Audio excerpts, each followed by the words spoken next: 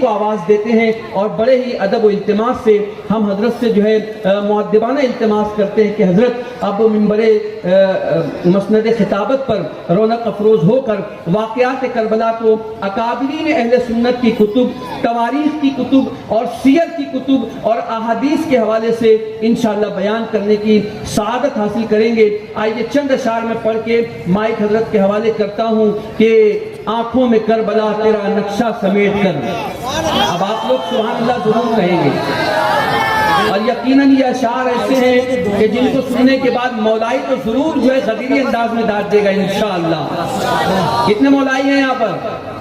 سب ہے نا؟ ہاں یہی غدیری انداز، یہی ہے، اسی انداز میں آپ نے داد دینا ہے۔ آنکھوں میں کربلا تیرا نقشہ سمیٹ کر، میں لا رہا ہوں قطرے میں دریا سمیٹ کر، میں لا رہا ہوں قطرے میں دریا سمیٹ کر، اور خطبوں سے حملہ کرنے والی ہے یزید پر، خطبوں سے حملہ کرنے والی ہے یزید پر، زینب شعور نہج بلاغہ سمیٹ کر، خطبوں سے حملہ کرنے والی ہے یزید پر، زینب شعور نہج بلاغہ سمیٹ کر، اور زہرا کا لال صبر کی حد پار کر گیا۔ یہ یقیناً انہی کا کام تھا، آل نبی کا کام تھا، آل نبی ہی کر گئے۔ کوئی نہ لکھ سکا ادیب ایسی کتاب ریت پر، لوگ کاغذ پر کتاب لکھتے ہیں، لوگ کپڑوں پر یا تو پھر کسی اور چیز پر کتاب لکھتے ہیں، لیکن آل نبی وہ ہیں جنہوں نے ریت پر کتاب لکھی ہے۔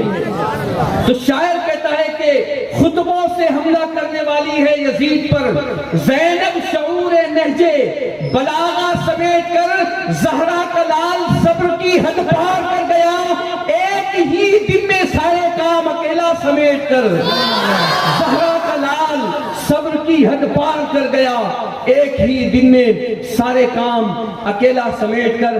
آئیے مولائی اور غدیری انداز میں ہم اپنے دونوں ہاتھوں کو اٹھائیں اور دونوں ہاتھوں کو اٹھا کر حضرت کا والہانہ استقبال کریں۔ نعرہ تکبیر، نعرہ رسالت، نعرہ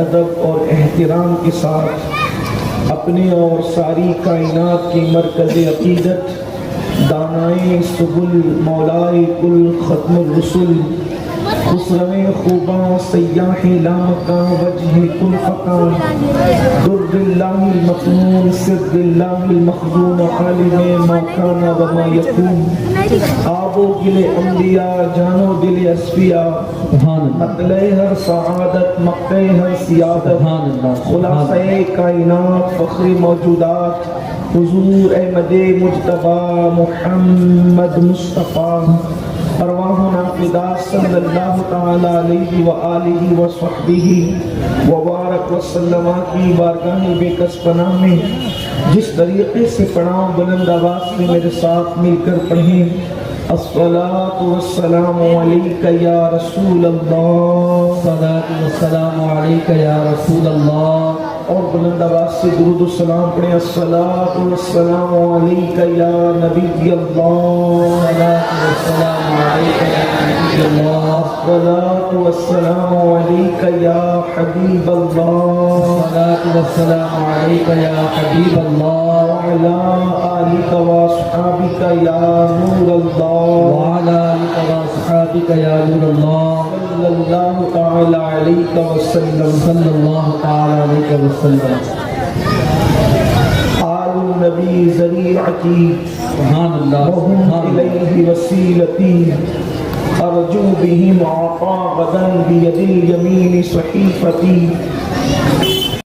گل رخا شہزادے گلگوں قبا امداد کن شاہ است حسین بادشاہ است حسین شاہ است حسین شاہ است حسین دین است حسین بی پناہ است حسین سرداد نداد دست در دست یزید حقا کی بنائے لا الہ الا است حسین.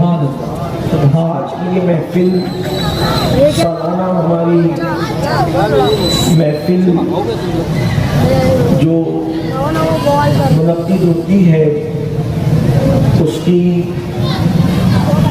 8ویں محفل ہے اور ایک ترتیب سے آپ تاریخ کربلا اور ذکر آل ابا اہل قصہ سماعت کرنے کی سعادت حاصل کر رہے ہیں. جن لوگوں کی محبت کو اللہ نے ان پر فرض قرار دیا ہے ان کا ذکر ہے، جن کا ذکر خود سید الذاکرین، سید العالمین، سید القائدین، سید الانبیاء مصطفیٰ جان رحمت نے جن کا ذکر کیا. اور میرے اپنے ناقص علم کے مطابق امام حسین کی سب سے پہلی شہادت اگر کسی نے پڑھی ہے تو وہ حضرت جبریل امین ہے، اور اس کے بعد اگر کوئی جبریل کے بعد کسی نے اس شہادت کو بیان کیا ہے تو سید العالمین محمد الرسول اللہ ہیں. اس کے بعد شہادت امام حسین کو ان کے بعد کسی نے بیان کیا ہے تو وہ اصحاب مصطفیٰ ہیں. یعنی ایک ترتیب ہے. اگر کسی میرے جوان بھائی کے ذہن میں یہ بات آتی ہے کہ یہ شہادت کی محفلیں جو منعقد ہو رہی ہیں تو کیا یہ کسی اہل بدعت کا کوئی طریقہ اختیار کر لیا گیا؟ ایسا ہرگز نہیں ہے. آئیے میں آپ کو یہ بات پہلے بتاؤں کہ امام عالی مقام کی شہادت کے واقع ہونے سے پہلے، اس کے وقوع سے پہلے حضرت جبریل نے، مصطفیٰ جان رحمت نے، مولائے کائنات نے یعنی اصحاب مصطفیٰ نے ہر دور میں اس کو بیان فرمایا. اور آپ اس کو دل کے کانوں سے سنیں، بس اسی وصیت کے ساتھ، اسی نصیحت کے ساتھ کہ جیسے ہر دور میں اہل ایمان نے، قائدین اسلام نے اور زعماء اور علماء اور اہل حق نے اس کو بطور امانت اپنے سینے سے اگلوں کے سینے میں منتقل کیا، ایسے ہی آپ اس کو اپنی نسلوں میں منتقل کریں. کیونکہ جب تک کربلا ہمارے سینوں میں رہے گا ہم اس وقت تک کے غلامی کسی کی اختیار نہیں کر سکتے. جب تک مسلمان کربلا کو سینے میں رکھے گا وہ غلام نہیں بنے گا. اس لیے کہ لوگ ٹیپو سلطان کا ایک جملہ بہت بیان کرتے ہیں کہ شیر کی ایک دن کی زندگی گدڑ کی 1000 دن کی زندگی سے بہتر ہے. یہ جملہ ٹیپو سلطان کا نہیں، سلطان نے اس کو بدلا ہے. اصل میں یہ جملہ امام حسین کا ہے. امام علی مقام نے کربلا میں کہا تھا، جس وقت کسی نے آپ کو کہا حسین اتنا بڑا آپ خطرہ مول لیتے ہیں، یزید سے مل کر بیعت کرنے میں جاتا کیا ہے؟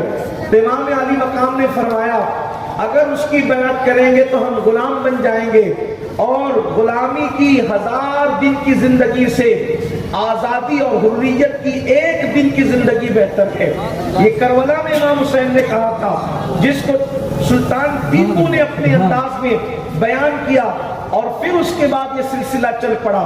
تو آپ سے بس اتنا کہنا چاہتا ہوں کہ یہ ہماری کوشش ہے کہ حقیقی کربلا مسلمان جوانوں کے سینے کے اندر ایسا موجزن ہو جائے کہ یہ قوم آزادی کے ساتھ، آزادی فکر کے ساتھ، یہ قوم اپنے قانون کے ساتھ، اپنی شناخت کے ساتھ، اپنی تہذیب کے ساتھ، اپنے تمدن کے ساتھ، اپنے کلچر کے ساتھ، اپنی فکر کے ساتھ دنیا کے اندر جینے کا سلیقہ سیکھے. اور یہ صرف ہمیں کربلا عطا کر رہا ہے، اس لیے کہ وہ اس سے پہلے کے سارے دور کی پوری عکاسی اگر کسی نے کی ہے تو وہ کربلا نے کی ہے، اور اب ہر دور کے لیے گویا کہ کربلا ہی رہنما اصول ہے۔ یعنی کہ اگر آپ صدیق اکبر کی صداقت، فاروق اعظم کی عدالت، عثمان غنی کی سخاوت، علی مرتضیٰ کی شجاعت، اصحاب کا زہد، ان کا فقر، ان کا تقوی، ان کی محنتیں، ان کا تدبر، یہ ساری چیزوں کو اگر کہیں دیکھنا چاہے تو امام علی مقام نے اس کا عکس جمیل جو ہے اپنی زندگی سے پیش فرمایا ہے۔ اور الحمدللہ ہم اہل سنت و جماعت کی یہ روایت ہے، یہ دستور ہے، یہ عقیدہ ہے کہ ہم اہل بیت اور اصحاب مصطفیٰ کا دامن یکساں اپنے ہاتھوں میں لیے ہوئے ہیں اور دونوں کے احترام اور تعظیم اور محبت کی بات کرتے ہیں۔ میرے پیارے آقا علیہ السلام کے پیارے دیوانوں، ہم سے بڑھ کر تعظیم اصحاب کرنے والا کون ہوگا؟ ہم تو اصحاب کہف کے کتے کا بھی احترام کرتے ہیں، تو اپنے نبی جن کا کلمہ پڑھتے ہیں ان کے اصحاب کا احترام ہم کیوں نہ کریں گے؟ ان کی اہل بیت کا احترام کیوں نہ کریں گے؟ ہمارا پورا مذہب ادب ہے، احترام ہے۔ تو میں یہ عرض کر رہا تھا میرے آقا صلی اللہ علیہ وآلہ وسلم کے دیوانوں، یہ جو فکر دی جاتی ہے کہ کربلا اچانک رونما ہو گیا، رستے میں جا رہے تھے بال بچوں کے ساتھ اور کسی نے پکڑ کر کے مار ڈالا، کاٹ ڈالا، اور آج تک ان قاتلوں کا پتہ نہیں۔ یاد رکھیے، قاتلوں کا تو پتہ ہے، نام بھی پتہ ہے، لیکن کہیں پر کسی نے جو ہے حسن ظن سے کام لیا، کہیں پر کسی نے جو ہے تجاوز عارفانہ سے کام لیا، لیکن سب تاریخ کے اندر موجود ہے۔ میرے پیارے آقا صلی اللہ علیہ وآلہ وسلم کے پیارے دیوانوں، اور امام علی مقام کی شہادت، امام علی مقام کی ولادت کے ساتھ ہی بیان ہوئی ہے۔ جس دن ولادت ہوئی ہے اسی دن شہادت بھی ہوئی ہے، اور اگر ابھی وقت رہا تو آپ سنیں گے کہ جس دن امام کی پیدائش ہوئی اسی دن امام نے مدینہ منورہ سے کربلا کی طرف کوچ فرمایا۔ یعنی کہ یہ ایک سنگم ہے، یہ ایک جو عجیب سا اس میں اتفاق ہے۔ اللہ اکبر۔ تو امام علی مقام علی جدی والی سلام جن کا ذکر سننے کے لیے آپ آئے ہیں، ایک مرتبہ کا واقعہ ہے، یہ حدیث صحیح میں موجود ہے جس کا مفہوم میں پیش کر رہا ہوں۔ میرے آقا علیہ السلام کی بارگاہ میں آقا علیہ السلام کی چچی سیدہ ام الفضل آتی ہیں۔ یہ ام الفضل کون ہے؟ حضرت ابو الفضل کی اماں ہے۔ اور یہ ابو الفضل کون ہے؟ یہ حضرت سیدنا عباس رضی اللہ، حضرت یہ ام الفضل کون ہے؟ یہ جناب فضل کی ماں ہے۔ اور یہ فضل کون ہے؟ یہ جناب عباس ابن عبد المطلب کے شہزادے ہیں۔ تو ام الفضل ان کی کنیت ہے۔ یہ بارگاہ رسالت مآب میں آئیں اور آنے کے بعد کہنے لگی یا رسول اللہ میرا دل دھڑکا جاتا ہے، مجھے عجیب سی کیفیت ہوتی ہے، میرے کریم آقا ایک خواب دیکھ کر آئی ہوں لیکن بیان کرنے کی ہمت نہیں ہوتی ہے۔ یا رسول اللہ میرے ماں باپ آپ پہ قربان، میں نے خواب ذرا اچھا نہیں دیکھا۔ میرے کریم آقا غیب دا نبی صلی اللہ علیہ وآلہ وسلم نے فرمایا چچی جو خواب دیکھا وہ بیان کرو۔ عرض کرتی آقا میں نے خواب یہ دیکھا ہے کہ آپ کے جسم کا حصہ کاٹ کر، آپ کے جسم کا حصہ کاٹ کر میری گود میں ڈال دیا گیا ہے۔ اللہ کے حبیب علیہ السلام نے مسکرا کے فرمایا چچی یہ کوئی برا خواب نہیں، یہ تو بڑا مبارک خواب ہے، یہ بڑا برکت والا خواب ہے۔ کا مطلب کیا؟ کہا کہ یہ ہوگا چچی کہ فاطمہ کے یہاں بچہ پیدا ہوگا اور اس کو ایک انسان کے جسم کے گلوتھڑے کو، گوشت کو جیسے انسان سے نسبت ہوتی ہے ویسے اس کو مجھ سے نسبت ہوگی، اور چونکہ میرے جسم کا حصہ کاٹ کر کے آپ کی گود میں ڈالا گیا ہے تو وہ بچہ جب پیدا ہوگا تو وہ سب سے پہلے آپ ہی کی گود میں دیا جائے گا۔ اور اس کے چند ہی دن کے بعد جو ہے امام حسین کی ولادت ہوئی۔ امام حسین کی ولادت کے لیے 3 اقوال تاریخ میں ہیں۔ ایک تو یہ کہ 3 شعبان کو ولادت ہوئی، ایک تو یہ 4 شعبان کو ولادت ہوئی، ایک تو یہ کہ 5 شعبان کو ولادت ہوئی۔ 3 اور 5 کا قول چھوڑ کر چونکہ ہم اعتدال والے لوگ ہیں 4 کا قول لے لیتے ہیں۔ تو 4 شعبان المعظم کو امام حسین علی جدی علیہ السلام کی ولادت طیبہ ہوئی۔ اور پھر امام حسین کی خصوصیت یہ ہے، امام حسین علی جدی علیہ السلام اپنی ماں کے شکم میں صرف 6 مہینے رہے اور 6 مہینے رہ کر کے آپ کی ولادت پاک ہوئی۔ میرے آقا صلی اللہ علیہ وآلہ وسلم اللہ اکبر امام علی مقام کی ولادت کے وقت جو ہے سیدہ فاطمہ کے گھر میں تشریف لے گئے اور امام علی مقام کو اپنی گود گود میں لیا. میں نے ولادت کے جو واقعات اس سے پہلے پڑھے ہیں کئی مرتبہ, اس کو ریپیٹ نہیں کرنا. صرف یہ کہ ولادت کے ساتھ شہادت بیان بھی اس کی دلیل آپ کو دینا ہے. امام علی مقام علی جدی علیہ السلام کی ولادت بھی اللہ کے حبیب علیہ السلام نے ان کو اپنی گود میں لیا. گود میں لینے کے بعد حضور نے گھٹی دی, ان کو اپنی زبان سے گھٹی دی. میں اس پر بھی بہت جو ہے وہ اللہ اکبر, میری کیفیت بدلتی ہے کہ کسی کو اللہ اللہ کھجور چبا کر کے گھٹی دی جاتی ہے, کسی کو شہد کے ذریعے سے گھٹی دی جاتی ہے. اور یہ شہد کیا ہے؟ یہ شہد کی مکھیوں کا اگان ہے. جب وہ رس چوستی ہے پتوں کے, پھولوں کے, تو پھر وہ آ کر کے چھتے میں اگل دیتی ہے, اسی کو شہد کہتے ہیں. اور شہد میں شفا, یہ قرآن کی آیت ہے. اللہ اکبر. تو لوگوں کو شہد کے ذریعے سے گھٹی دی جاتی ہے, لیکن حسین ابن علی اس ہستی کا نام ہے کہ ان کو شہد سے گھٹی نہیں دی گئی, بلکہ اللہ کے رسول نے اپنی زبان انہی کے منہ میں ڈال دیا. اور حسین اپنے نانا کی زبان کو ایسے چوسنے لگے جیسے کوئی بچہ ماں کا پستان چوستا ہے.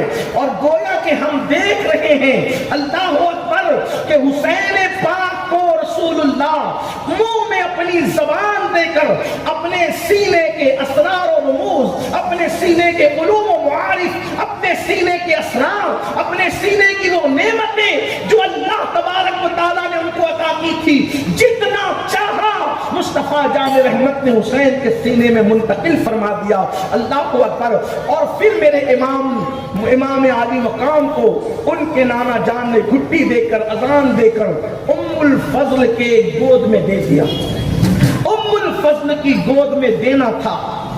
سیاق کی روایت ہے جس کا مفہوم میں بلکہ کئی کتابوں کا اتنے مجموعہ نچوڑ کر پیش کر رہا ہوں کہ جیسے ام الفضل کی گود میں دیا, سیدہ فاطمہ الزہرا موجود ہیں, مولا علی موجود ہیں, ام الفضل موجود ہیں.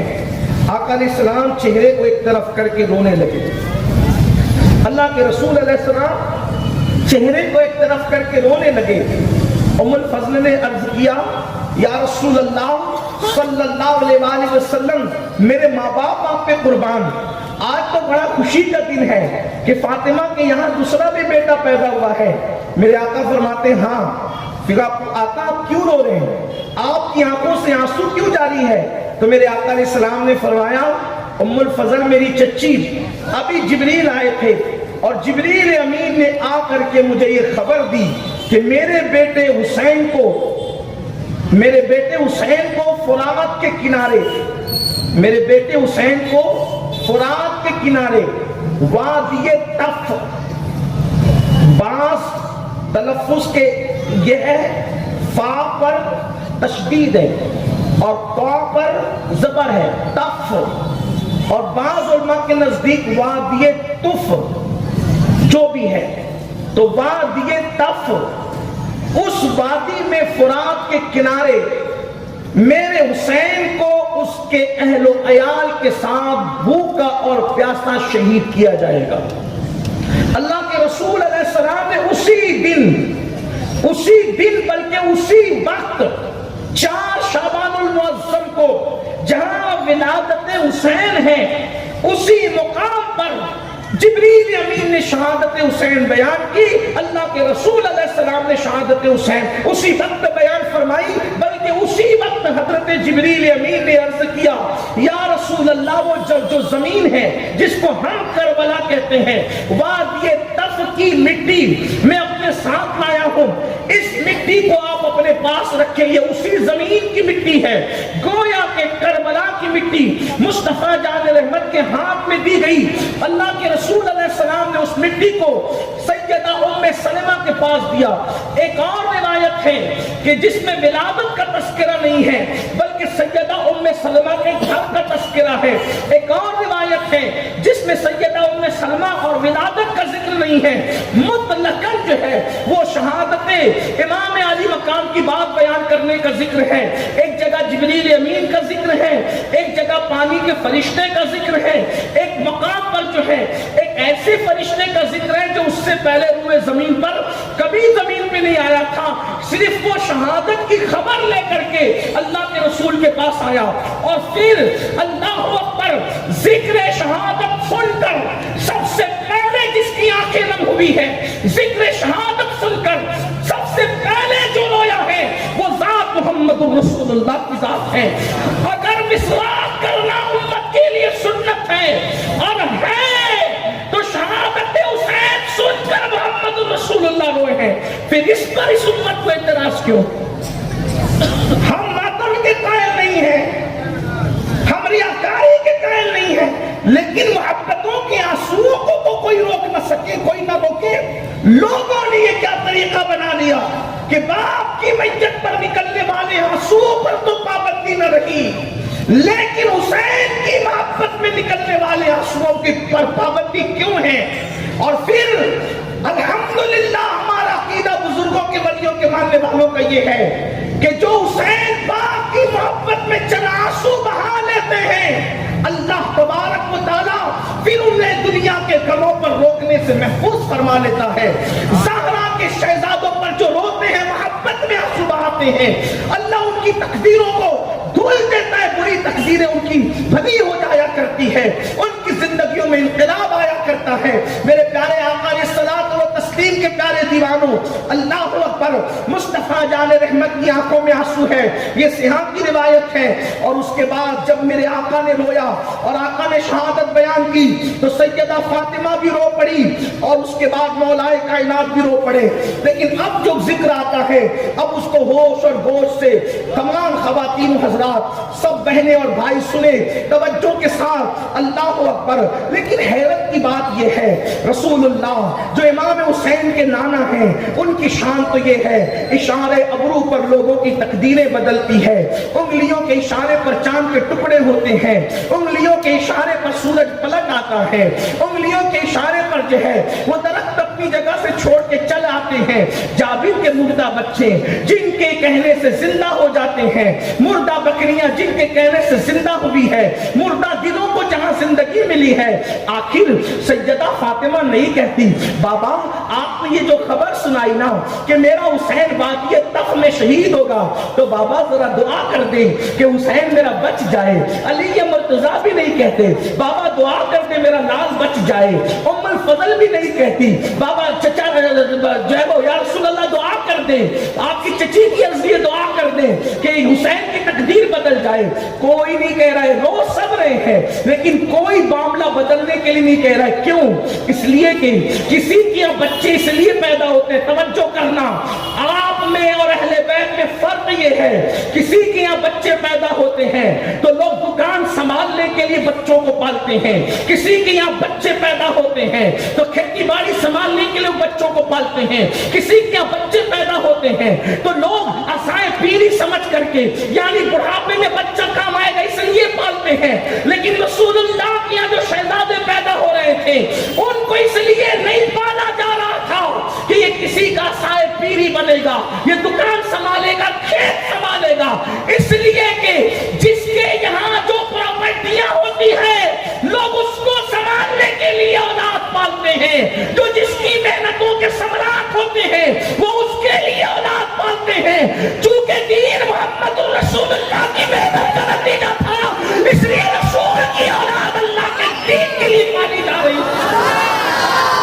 اللہ کے دین کے لیے پالی جا رہی تھی، کیونکہ دین مصطفیٰ جان رحمت نے پھیلایا تھا، دین مصطفیٰ جان رحمت نے پھیلایا تھا، اور ساتھ مصطفیٰ جان رحمت کے اصحاب نے دیا تھا، اس لیے حضور کی آل پاک، اللہ اکبر۔ اب سوچو حسین پاک کی پرورش ہوتی ہے، اللہ اکبر، ملانے کو نہیں کہتا، صرف سمجھانے کو کہتا ہے۔ ابھی بقرعید کے موقع پر کچھ کلپیں آئی تو میں رو پڑا، بکروں کی کلپیں، جانوروں کی کلپیں، بچپن سے پالا تو جدائی کے وقت کیا حالت ہوئی جانور اور انسان کی۔ پھر کوئی پالتا ہے جانور کو قربانی کے لیے تو جب جب دیکھتا ہے اس کو پیار آتا ہے نا، ابھی کٹ جائے گا بیچارہ، کٹ جائے گا، اس سال کٹ جائے گا، ملانے کو نہیں کہہ رہا، اسے سمجھانے کو۔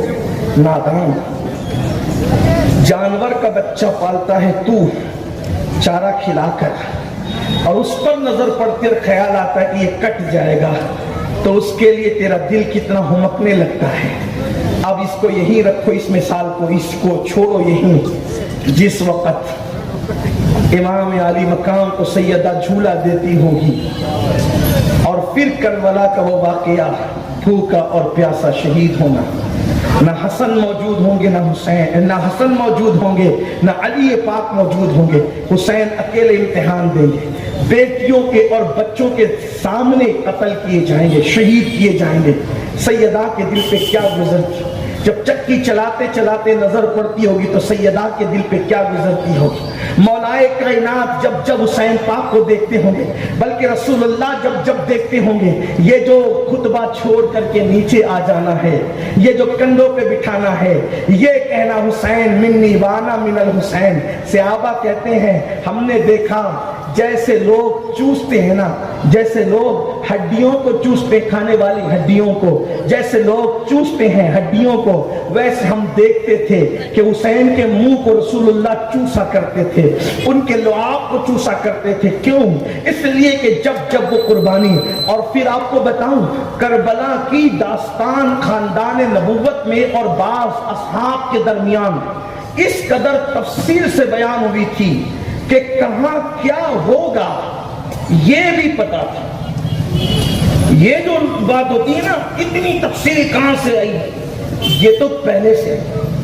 آپ کو میں بتاؤں, صحابہ بیان کرتے ہیں کہ جنگ صفین کے موقع پر جب مولائے کائنات نینوا کے قریب سے گزرے, یہ نینوا وہ علاقہ ہے جہاں حضرت یونس علیہ السلام کا مزار ہے, جب حضرت مولائے کائنات وہاں سے گزرے تو فرمایا رکو, ایک مقام پہ فرمایا رکو, یہ فرات کا کنارہ کربلا ہے اور یہیں پر حسین شہید ہوگا, یہ مشہد حسین ہے. ابھی حسین پاک شہید نہیں ہوئے. اور ایک بات آپ کو بتا دوں, اس سفر میں امام حسن بھی ساتھ ہیں, امام حسین بھی ساتھ ہیں, غازی عباس بھی ساتھ ہیں, جناب عمر بھی ساتھ ہیں, اور بھی حضرت عمار ابن یاسر رضی اللہ تبارک و تعالی وہ بھی ساتھ ہیں. اسی طریقے سے ایک بڑی تعداد حضرت سیدنا اویس قرنی بھی اس سفر میں ساتھ ہیں. یعنی یہ وہ قافلہ ہے, اور وہاں یہ سارے بزرگ مولائے کائنات عمار بن یاسر, اویس قرنی, امام حسن, امام حسین, حضرت عباس, وہ ساتھ سب صفین میں, اور بڑی تعداد ہے, ہزاروں کی تعداد ہے. مولائے کائنات فرماتے یہاں رکو, یہاں ٹھہرو, یہ مشہد حسین ہے, یہ مقتل حسین ہے. اور راوی بیان کرتے ہیں کہ مولا علی اتنا روئے وہاں پہنچ کر کہ داڑھی تر ہو گئی آنسوؤں سے, خوب روئے. اب مجھے یہ روایت نہیں ملی کہ جب وہ رو کر کے اس وقت مقتل حسین کا تذکرہ کر رہے تھے تو اس وقت وہاں امام حسین اس ذکر کو سن رہے تھے یا نہیں سن رہے تھے, اس کی کوئی تفصیل مجھے نہ ملی. میں نے تلاش کیا, دعا کرے اللہ تعالیٰ عمر میں برکت دے, آپ کو بھی اللہ عمر دے کہ اس کو تلاش کر لیا جائے کہ اس وقت وہ وہاں موجود تھے. البتہ سفر صفین میں ان کا ساتھ ہونا یہ یقینی ہے, لیکن جس وقت رو کر کے آنسوؤں سے داڑھی تر ہو رہی تھی مولا علی کی, اس وقت وہاں وہ موجود تھے یا نہیں تھے, یا کسی کام سے تھے یا الگ علاقے میں تھے, نہیں پتا. البتہ راوی کہتے ہیں لوگوں یہاں میرے حسین کے اونٹ بیٹھیں گے, یہاں ان کے خیمے لگیں گے, یہاں ان کے کجاوے رکھے جائیں گے. یعنی اونٹ کی پیٹھ پر جو لکڑی کے کجاوے ہوتے ہیں وہ کس مقام پہ رکھا جائے گا, مولا علی نے اس مقام کی بھی نشاندہی فرمائی. یہ یہاں فلاں کا خیمہ ہوگا, یہاں فلاں کا خیمہ ہوگا. یہ روایت بھی جو ہے وہ احادیث کی کتابوں کے اندر مکمل طور پر ثبوت کے ساتھ اور سندوں کے ساتھ موجود ہے. اب آپ مجھے بتائیں گویا کے خاندان نبوت میں کربلا کتنی تفصیل سے بیان کر دیا گیا تھا.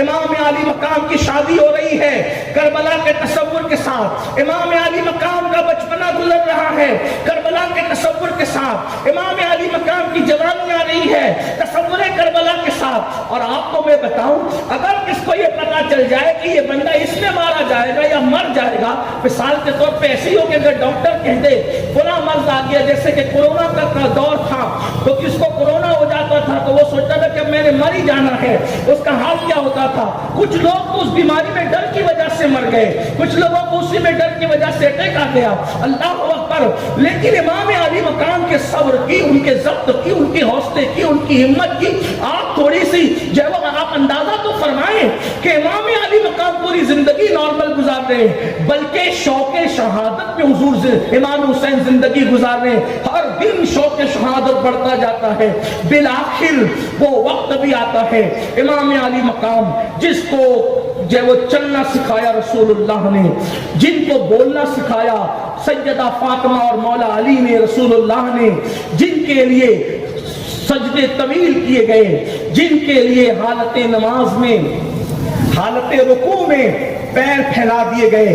حدیث پاک میں آتا ہے ایک بار اللہ کے رسول علیہ السلام نماز پڑھ رہے تھے، حالت نماز میں امام حسین نے دیکھا کہ نانا اپنے پیروں پر کھڑے ہیں، تو بیچ میں ہاتھ ایسے ڈال کر کے دونوں پیروں کو ہٹا کر کے سر گھسانے لگے، تو اللہ کے رسول نماز میں تھے، اس حالت میں توجہ فرمائی کہ حسین ہے، حالت نماز میں پیر حضور نے پھیلا دیے، اور پیر کیا پھیلائے، پھر حسین کبھی ادھر سے اندر آتے ہیں، کبھی ادھر سے باہر نکلتے ہیں، لوگ دیکھ رہے نانا کے پیروں کے درمیان سے آتے جاتے ہیں، اس شاہ کہہ رہے ہیں کہ حسین تو جنت کے دروازے پر ہیں، نانا کے پیر کیا، یہ ساق مصطفیٰ جو ہے، اللہ اکبر، ساق عرش سے افضل و اعلیٰ، یہ جنت کا دروازہ ہے، حسین کبھی اس طرف سے اندر جاتے ہیں، کبھی اس طرف سے اندر جاتے ہیں، اللہ اکبر۔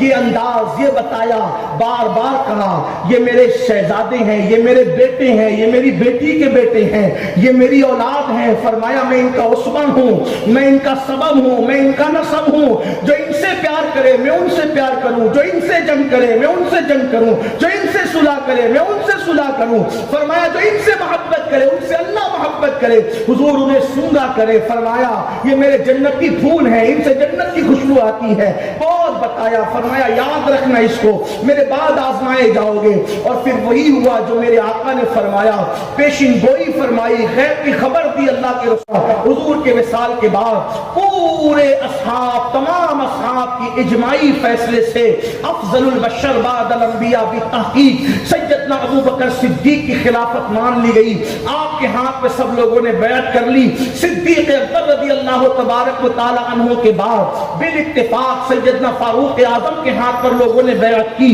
حضرت فاروق اعظم کی خلافت کے بعد، برکت والی خلافت کے بعد سیدنا عثمان غنی کے ہاتھ پر، جو فاروق اعظم نے 6 لوگوں کو شورائی طور پر منتخب کیا تھا، عثمان غنی کے ہاتھ پہ لوگوں نے بیعت کر لی، عثمان غنی کی شہادت کے بعد بالاتفاق طور پر پوری امت میں جو لوگ صاحب الرائے تھے اور جو لوگ معتبر مانے جاتے تھے، ان سب نے مولائے کائنات کے ہاتھ پہ بیعت کر لی، مولائے کائنات کی شہادت کے بعد امام حسن کے ہاتھ پر بیعت کر لی گئی، امام حسن کی صلح کے بعد حضرت امیر معاویہ رضی اللہ تبارک و تعالیٰ عنہ جو ہے وہ اس امت کے اولین بادشاہ قرار دے دیے گئے، اور آپ کے وصال کے بعد جب آپ کو فالج کے اندر لقوے کی بیماری میں آپ کا انتقال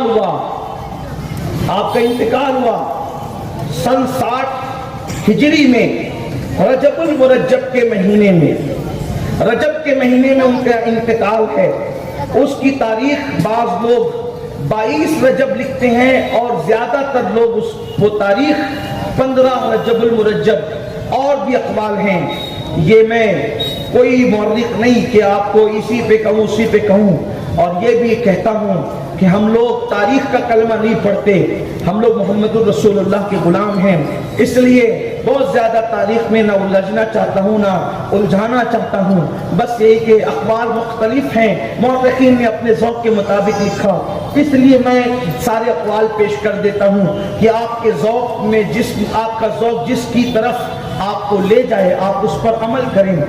تو آپ کے انتقال کے بعد آپ کا بدترین بیٹا، انتہائی پاپی، انتہائی گندا، آپ کا بیٹا پلید یزید پلید، جو میسون بنت بہدل کلبیہ کے پیٹ سے پیدا ہوا تھا۔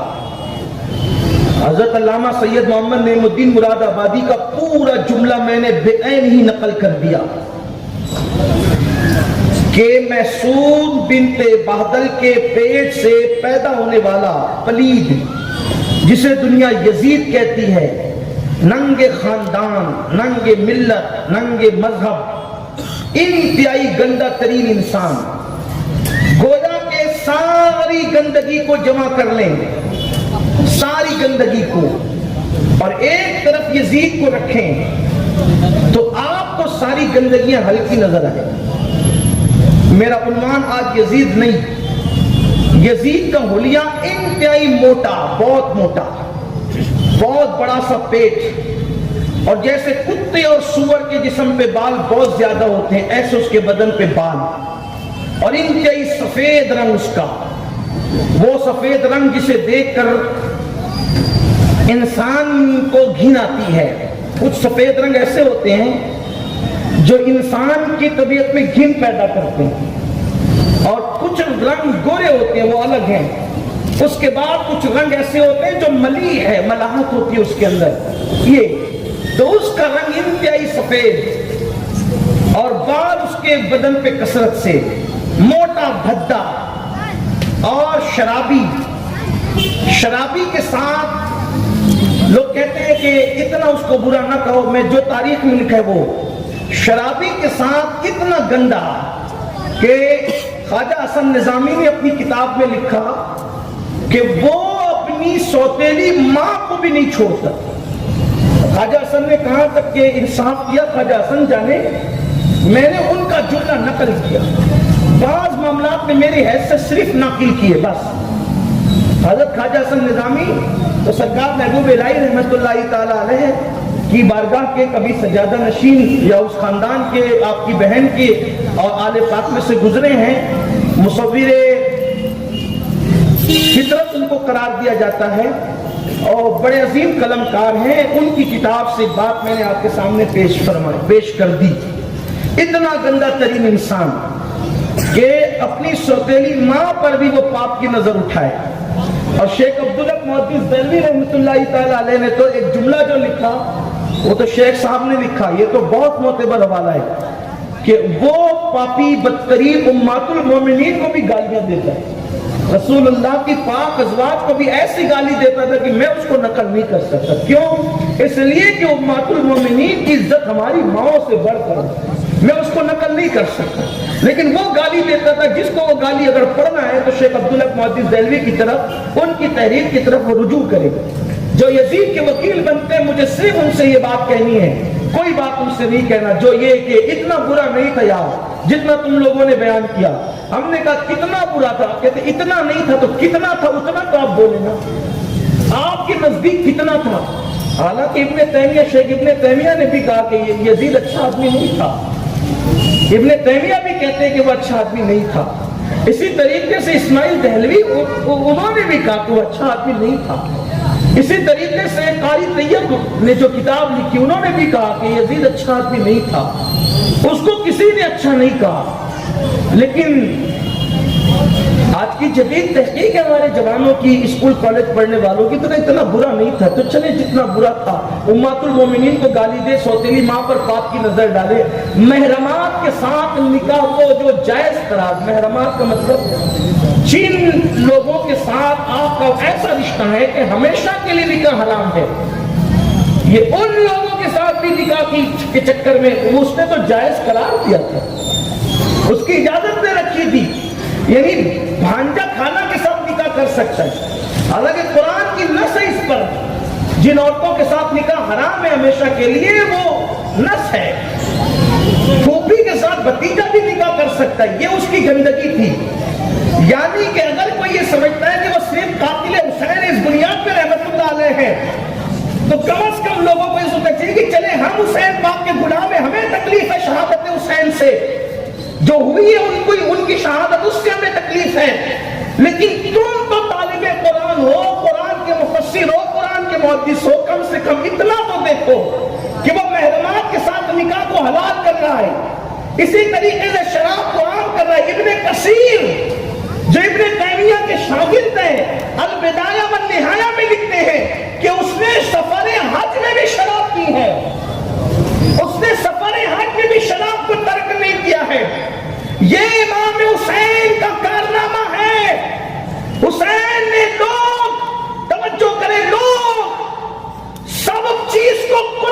کر کے جان اور اولاد بچاتے ہیں.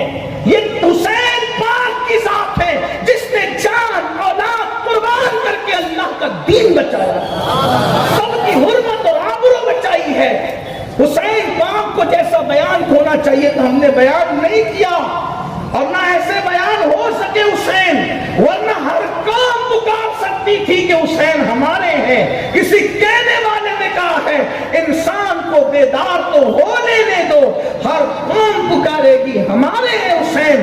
میرے آقا صلی اللہ علیہ وسلم کے دیوانوں, حسین نے ہماری بیٹیوں کی آبرو بچائی ہے, حسین نے ہماری بچیوں کی عزت بچائی ہے.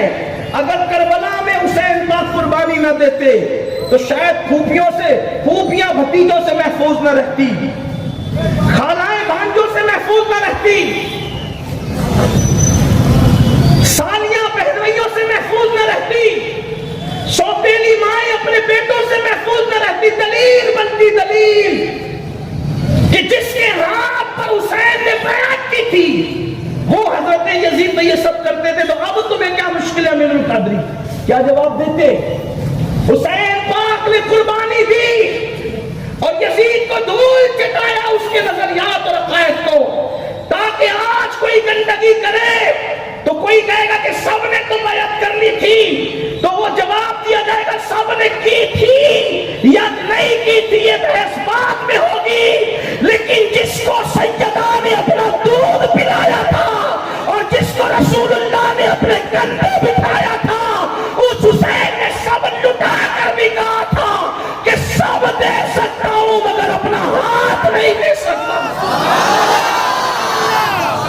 ہمارے دین کو بچایا ہے حسین پاک نے, ہمارے ایمان کو بچایا حسین پاک نے, ہمارے قرآن کو بچایا حسین پاک نے. حسین اس ہستی کا نام, ایک بندہ پورا دین بچا گیا, ایک ہستی پورے دین کو نئی زندگی دے گئی. اسی لیے تو محی الدین اور معین الدین کسی اور خاندان میں پیدا نہیں ہوتے, وہ حسین ابن علی ہی کے گھرانے میں پیدا. امام علی مقام کی پوری زندگی گزر رہی ہے شوق شہادت میں. شوق شہادت میں وہ دن آتا ہے, بہرحال میں نے کچھ پڑھ دیا, میرا کوئی مجھے دلچسپی نہیں ہے اس کے متعلق کوئی بات کرنے میں, لیکن تھوڑا سا ذکر کیا تاکہ میرے وہ جوان جو زانی بن کر بھی اپنے آپ کو حسینی کہتے ہیں ان کو شعور ہونا چاہیے کہ یہ کام یزید کرتا تھا.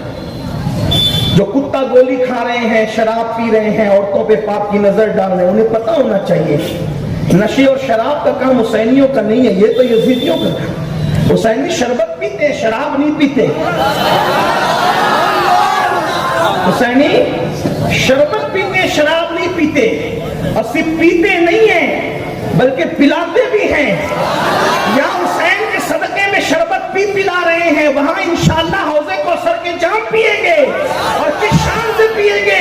مولانا حضرت علامہ حجت الاسلام حامد رضا بریلوی لکھتے ہیں ہاتھوں سے 4 یار کے ہم کو ملیں گے 4 جام, دستے حسن حسین سے اور ملیں گے جام 2 انشاءاللہ تعالی. یہاں شربت حسین ہے, وہاں حوض کوثر ہے, اور آقا نے فرمایا حوض کوثر پہ سب سے پہلے مجھ سے ملنے والی میری اہل بیت ہو. بلکہ ایک حدیث اور پڑھ دوں الصواعق المحرقہ کے حوالے سے, اور بھی بہت لوگوں نے لکھا, لیکن اس وقت صواعق المحرقہ ذہن میں آئی. حدیث پاک آقا فرماتے تیرے ہاتھ میں ڈنڈا ہوگا علی. آقا فرماتے علی تیرے ہاتھ میں ایک ڈنڈا ہوگا, ڈنڈا.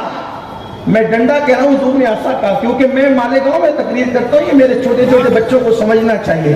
ابھی کہوں کہ ایسا شریف ہوگا تو پھر ان کو پتا ہو, گھر جا کے اسی میں ٹینشن میں رہ کے سید صاحب نے کہا کیا کہ یہ ایسا کیا ہوتا ہے. تو میں اپنے بچوں کو بھی خیال کرتا ہوں, میری بوڑھی مائیں بہنیں بھی 80 سال کی محفلوں میں موجود ہے, ان کا بھی مجھے خیال ہوتا ہے. تو کل کے وہ یہ نہ بولے کارے لالا تھوڑا سا آسان تو کیا کر, ان کو یہ بھی نہیں بولنا چاہیے, تو اس لیے میں ان کے لیے کہہ رہا ہوں. مولا کائنات سے آقا فرماتے علی تیرے ہاتھ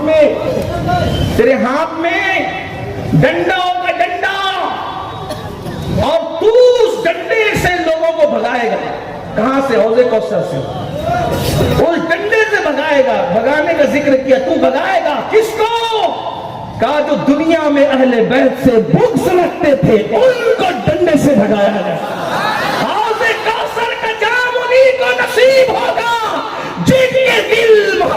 नबी और आले नबी से सरशार, जिनके दिलों में अहले बैत मुस्तफा की मोहब्बत थी, क्या नसीबे होंगे इंशाअल्लाह हमारे नसीबे अहले बैत के।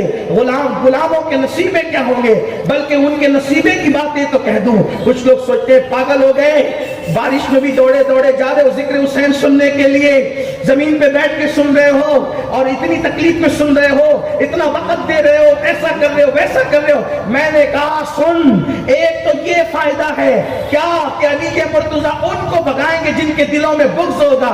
ये वो लोग हैं जिनके दिलों में अहले बैत की मोहब्बत है, हसन और हुसैन की मोहब्बत है, ज़ैनब और फातिमा की मोहब्बत है, अब्बास और कासिम की मोहब्बत है, अली अकबर और अली असगर की मोहब्बत है।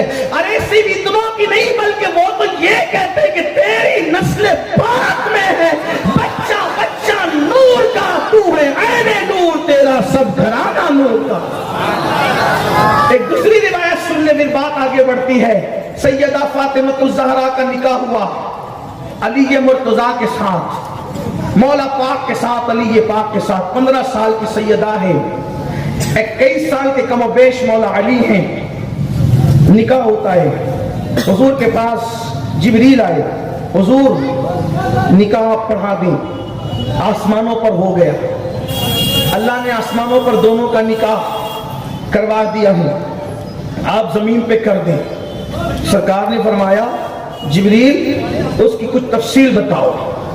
तो बहुत तफसील बताई जो यहाँ जिक्र नहीं करता। एक बात कही, का आका जब निकाह हो रहा था फातिमा ज़हरा का अली के साथ, तो उस वक्त अल्लाह ने मुझे हुक्म दिया कि मैं तूबा को, तूबा एक दरख्त है जन्नत में जिसका जिक्र मेरे इमाम ने भी किया है, तूबा में जो सबसे ऊंची नाजुक सीधी निकली शाख, मांगू नाते नबी लिखने को, रूह कुदुस से ऐसी शाख, अपने इन बागों का सदका वो रहमत का पानी दे जिससे नखले दिल में हो पैदा, प्यारे तेरी मिला की शाख, मौला बुलबुल रहमत ज़हरा सिबतैन उसकी कलियां फूल, सिद्दीक व फारूक व उस्मा हैदर हर एक उसकी शाख।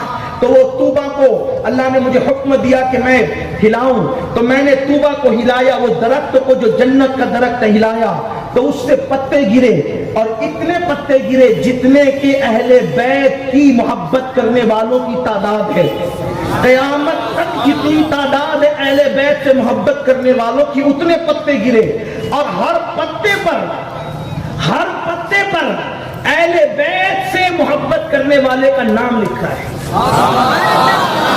कोई कहता है ताजमहल के पत्थर पे मैंने तेरा नाम लिख दिया क्योंकि तू मेरा यार है, मैंने अजंता के गारों पर तेरा नाम लिखा जा करके क्योंकि तू मेरा यार है।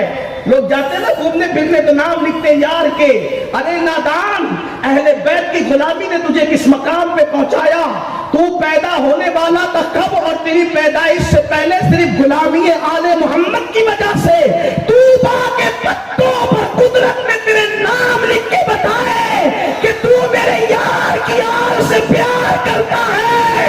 मैंने तेरा नाम जन्नत के दरख्त के पत्ते पे लिख दिया। अल्लाह अकबर, तो जितने पत्ते गिरे सब पे अहले बैत के मुहिब्बीन के नाम थे। और अर्ज़ किया आका, जब क़यामत का दिन आएगा तो हर पत्ता वो नाम वाला उसके हाथ में दिया जाएगा का बेहिसाब जन्नत में दाखिल होगा।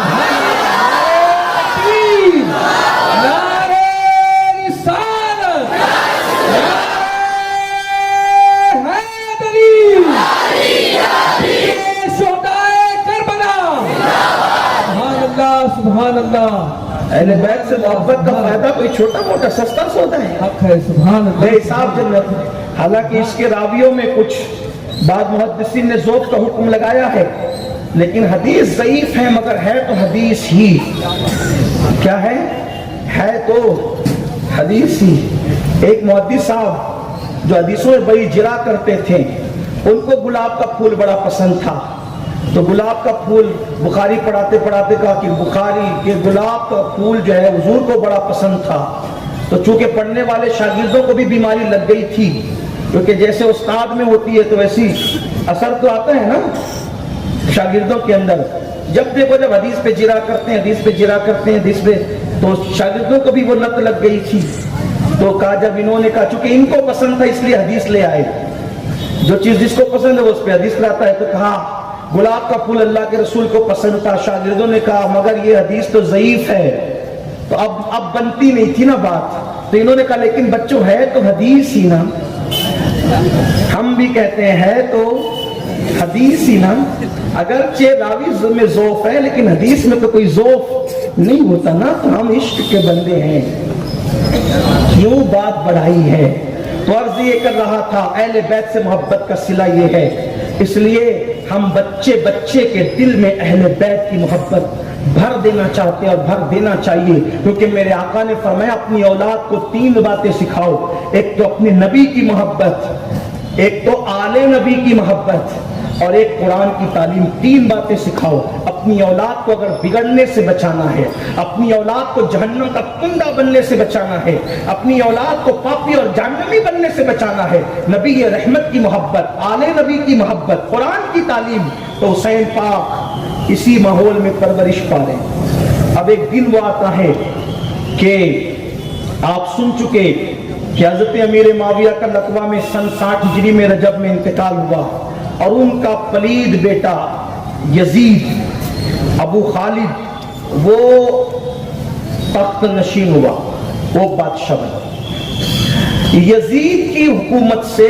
حضرت ابو ہریرہ جیسے لوگ پناہ مانگتے, انہوں نے دعا کی, مدینے کے بازاروں میں دعا کرتے تھے, اللہ میں لڑکوں کی حکومت سے اور سن 60 ہجری سے اللہ تیری پناہ مانگتا ہوں. تو سن 59 ہجری میں حضرت ابو ہریرہ کا وصال ہوا مدینہ منورہ میں, اور ایک قول کے مطابق ان کا وصال ہوا ملک شام میں. بہرحال لیکن زیادہ معتبر روایت مدینہ طیبہ کی ہے, چونکہ ملک شام میں بھی ان کا مزار ہے, کبھی آپ پہنچ جائے تو پھر آپ یہ نہ کہیں کہ دیکھو یہ تو کچھ بھی کہتے ہیں, تو اس لیے دونوں قول بیان کر دیا, یہ بھی, اور ایک تو دمشق میں ملک شام میں وصال ہوا یہ بھی, لیکن زیادہ صحیح مدینہ منورہ میں ہے. سن 59 میں آپ کا وصال ہو گیا. سن 60 ہجری میں یزید رجب میں تخت نشین ہوا. جس وقت باپ کا انتقال ہوا وہ اس وقت بھی باپ کے سرانے موجود نہیں تھا, اتنا پلیت شکار کو گیا ہوا. جب آیا والد کا انتقال ہو چکا تھا, ان کا وصال ہو چکا تھا, یہ تخت پہ بیٹھا. اب چونکہ اس کی بیعت تو اس کا سلسلہ تو شروع ہی ہو چکا تھا, لیکن جب یہ بیٹھا تو کچھ لوگوں نے اس کی بیعت نہیں کی تھی. ان میں سے مدینہ منورہ اور حجاز مقدس کے لوگ زیادہ تھے, جیسے امام حسین ابن علی, انہوں نے بیعت نہیں کی تھی. عبداللہ ابن عمر, انہوں نے بیعت نہیں کی تھی. عبداللہ ابن زبیر, انہوں نے بیعت نہیں کی تھی. عبد الرحمن ابن ابو بکر, انہوں نے بھی بیعت نہیں کی تھی. یہ وہ لوگ تھے. اور کچھ لوگ اس نے بیٹھتے ہی دیکھیے, یعنی یزید کو حسین دشمنی کوئی اچانک راتوں رات پیدا نہیں ہو گئی تھی, یہ دشمنی اس کے دل میں بچپنے میں جڑ پکڑ گئی, کیونکہ اس کو معلوم تھا کہ جب تک یہ لوگ رہیں گے اس وقت تک ہماری کچھ نہیں چلنا. یہ اس کو پتا تھا, کیونکہ ہر دور میں عقیدتوں کا محور اور مرکز اہل بیت رہے.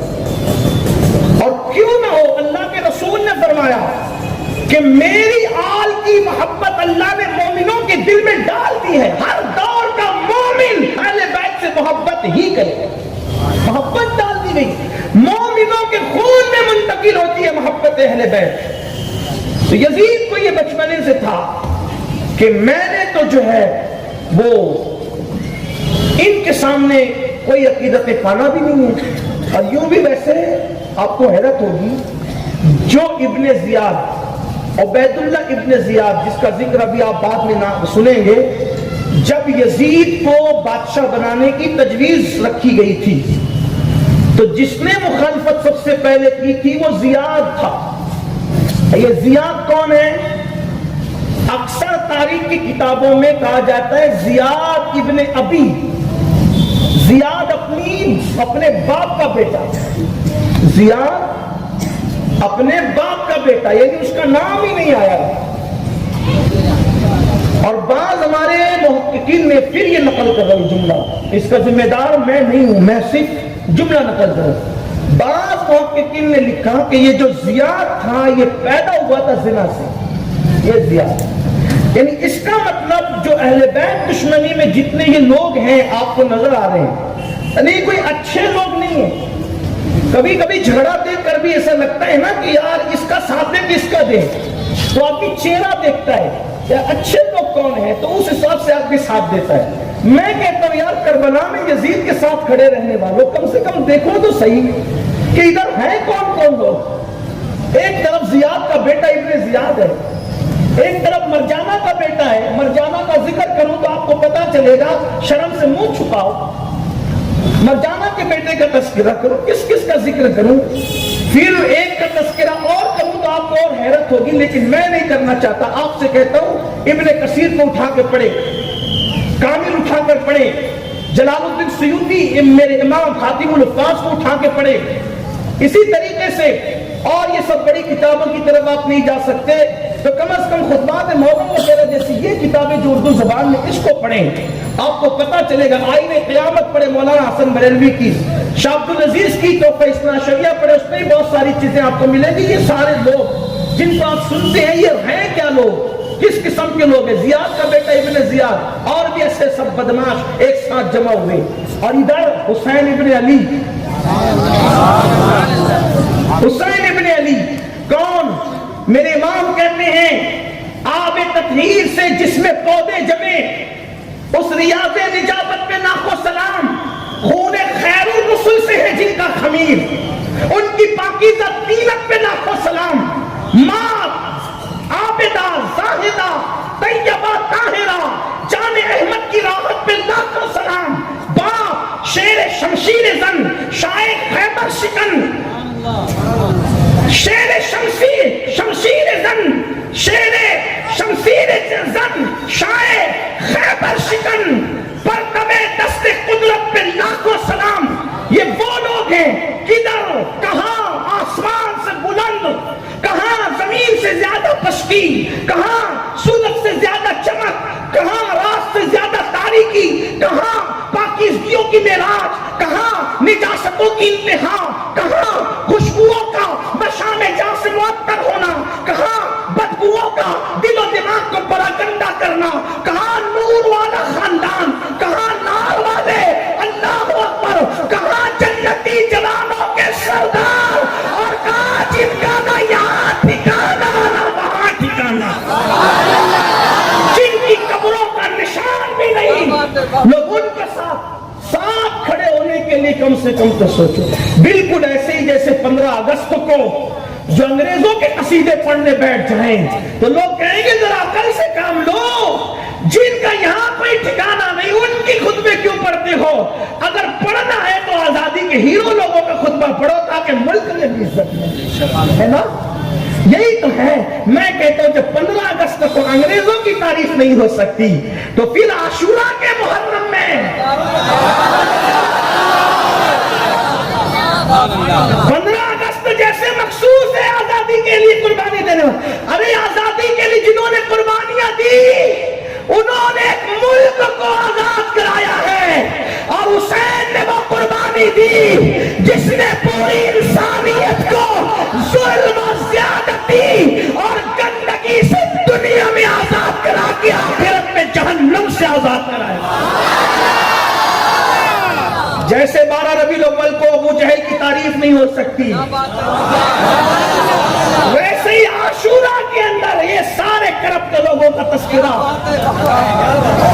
کا نہیں، وہ تھوڑا رام اس لیے کہ لوگ ادھر نہ چلے جائیں، ادھر کوئی نہیں جانے والا، سب کو عقل ہے۔ ہاں اہل سنت کا ہے بیڑا پار، اصحاب حضور نجم ہے اور ناؤ ہے اطرت رسول اللہ کی۔